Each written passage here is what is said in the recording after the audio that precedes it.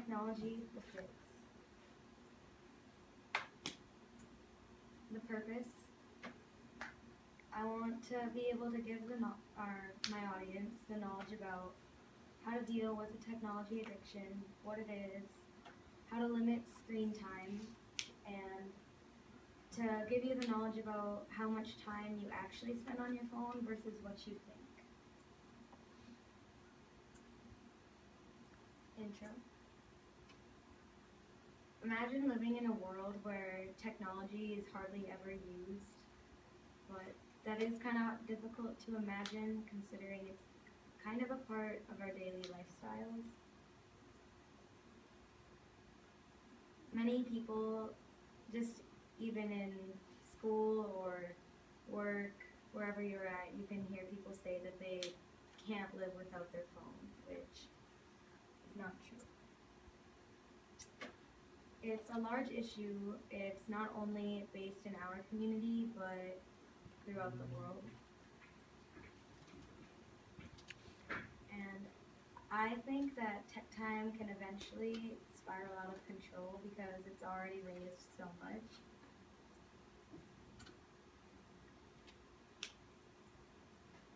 What is the issue? The issue is that more and more people are abusing the time that they spend on their phones, and they take it for granted, which technology, when it first came out, it was so new, so different, people hardly ever used it, but now it's used every single day. And it's become addicting to the younger generations, and people see it as the answer to everything.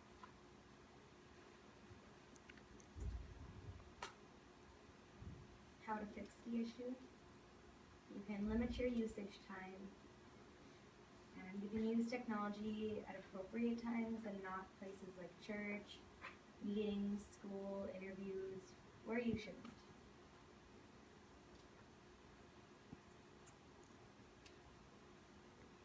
You can limit your screen time. With limiting your screen time, you'll be able to have more time to yourself, and you'll be able to live instead of just watching yourself live, I guess. And you can set a designated amount of time that you can spend on your phone. And you can use apps such as Moment to track it, because on this app they have the amount of time right there that you spend on your phone and how many times that you actually unlock your phone.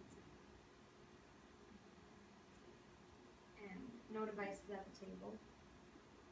It can eliminate some usage time, help create better habits, and teaches better manners, because you shouldn't be using your phone at the dinner table anyway, because that's time where you're supposed to spend time with your family, not with texting your friends and all that.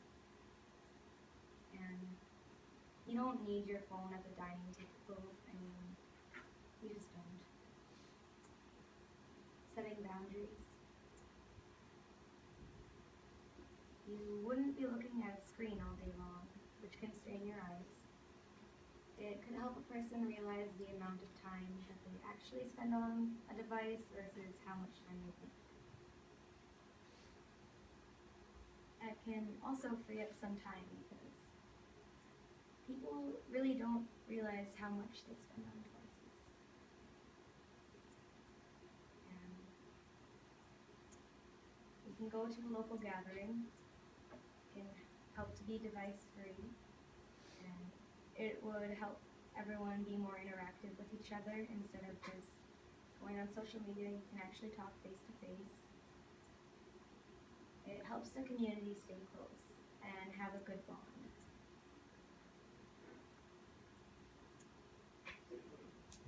You can join a club. It keeps adults and children moving. And you can join a sport or activity after work or school. And it can help a person from checking their phone so much, and you'll be able to stay active and fit instead of staying at home. You can organize an event, which would also help your community to stay close and energized, have fun, and it gets people out of their houses and into the fresh air. Because people are more likely to go outside if they have something planned instead of just going out to see what they can do. And you could plan events for children, teenagers, adults, or even for all ages. You could go on a hike or an adventure. It would have a person stay outside longer than they usually would. And people are supposed to be exercising for at least 1 hour a day, which most people do not. And maybe going on a hike or just looking outside for some stuff to do, you'll be able to get that 1 hour. And it's easier to achieve with something planned. When an activity is fun, a person is more likely to keep doing that and not look at their phone because they'll be distracted.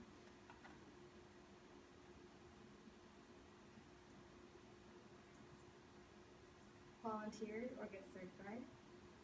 It's a good thing to do and get, especially when people are going into college. It looks good on their applications for volunteers, and it could also help you get a job. You can get a babysitting, CNA, CPR. There's so many different things that people could do.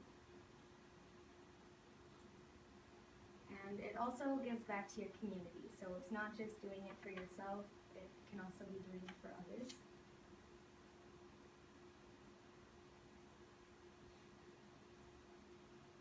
Other interesting facts. People ages 18 and older on average spend 11 hours per day on technology, which is almost half of your day. And 71% of teens use more than one social media site. Middle and upper income teens mostly use Snapchat and Instagram.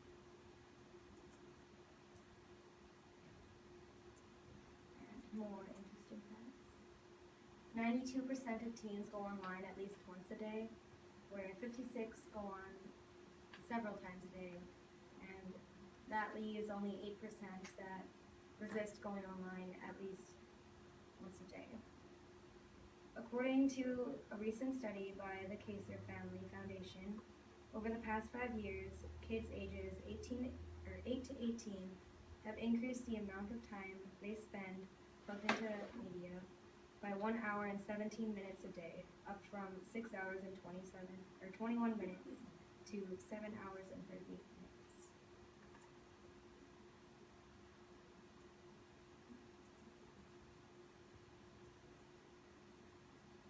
Through the years. In 1995, there was an average teen watched TV for 2.5 hours a day. Kids wanted a portable CD player. 60% of teens talked on their phones. And there was only 23,500 websites online. We're now in last year, 2015. The average teen looks at a screen for 7.5 hours a day.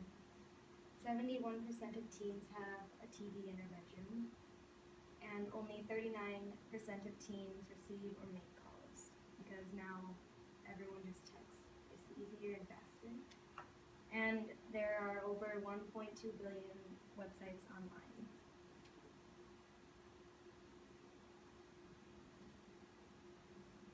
Final thoughts.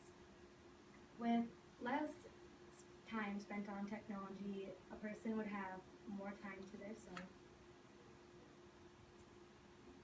And you wouldn't be so distracted all the time with the phone buzzing in your ear. You're more likely to stay active and fit. You're less likely to be pressured.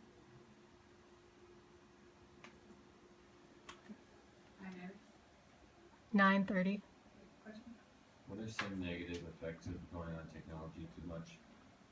There is sleeping patterns can get disrupted. With your phone, if you sleep with it under your pillow, it can emit radiation. It also strains your eyes, and it keeps a person distracted. So. In the age of technology, would your solution be helpful or harmful in developing new technologies? I think it could be both. I mean, I like technology, so I want it to evolve, but I just think that people should spend less time with it and use it as a privilege like it is, instead of just abusing it and going on it for half of your day. Are people more prone to like worse health related issues if they're going on their phones and other technology a lot? I don't know, but I can get back to you. What do you think is an appropriate age for a kid or teenager to have a phone? I would say probably when they get into high school, maybe a year before. Just don't start them out too young, because they get used to it so much and it gets into their routine of daily life. What would you say to the people that don't care how much they look at a screen? Well, I don't know. I mean, I would tell them that it could be bad for their health. I mean, if you stay inside all day on your phone, you're not going to be able to go outside and live. I mean, why be inside living on a couch, on your cell phone, on Twitter, when you could be outside playing kickball or something with a bunch of friends? Do we tend to base our life around technology today? I think so, because it's in the classrooms, it's in cars, it's in shops, it's everywhere you go. Do you think the problem with technology is going to get worse or better? I think it's going to get worse, because with technology evolving so much, that when there's newer technology, I think that people will use that more, and so that instead of using less technology, they'll be using this more. Do you think teenagers would actually try to do your solution, or do you think they would just like wave it off like it doesn't matter? I think some would actually try, ones that cared, that think that technology is going to be a problem later in the years, but other people won't care, and that's just kind of how they are.